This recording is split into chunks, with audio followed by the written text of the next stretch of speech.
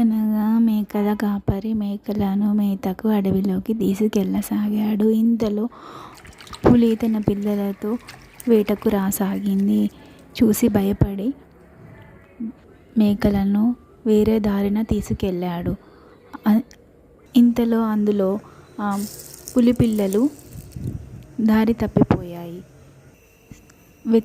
పులి తన పిల్లల కోసం వెతికి తన గుహకు చేరుకున్నది. అడవి అంతా తిరిగి మేకలు మేత మేయసాగినవి. సాయంకాల సమయానికి మేకల కాపరి తన గ్రామానికి మేకలను తరుముకొని తీసుకువెళ్ళాడు. ఆ మేకలతో పాటు ఈ పులి పిల్లలు కూడా ఆకులు గడ్డి తింటూ హాయిగా ఆడుకుంటూ వాటితో స్నేహంగా ఉండేవి. కొంతకాలానికి మేకల కాపరి తిరిగి మేకలను అదే అడవిలోకి తీసుకెళ్ళాడు. ఇంతకుముందు క్రితంలాగే ఇప్పుడు కూడా పులి మేకలపై దాడి చేయసాగింది.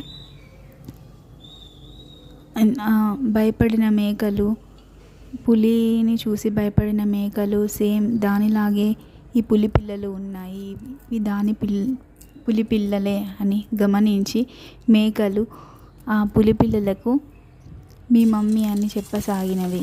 నువ్వు మేకవి కాదు, పులివి.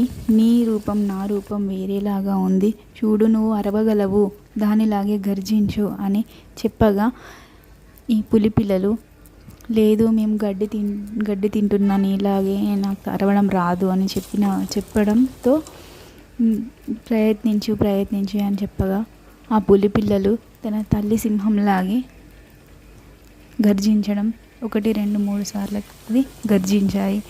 గట్టిగా గర్జించడంతో ఆ పులి భయపడి మేకలపై దాడి ఆపేసి ఈ పులి పిల్లలు నావే అని గ్రహించి పులి పిల్లలని దగ్గరికి తీసుకొని కొన్నింది.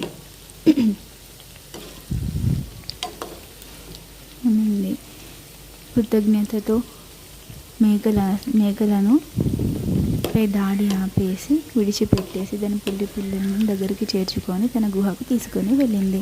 సో ఈ కథ ద్వారా మనం నేర్చుకోవాల్సింది ఏమనగా, మనం ఎలాంటి వ్యక్తులతో సాహసం చేస్తే మనం కూడా అదే విధంగా మంచితనంగా ఉంటాము అని అర్థము.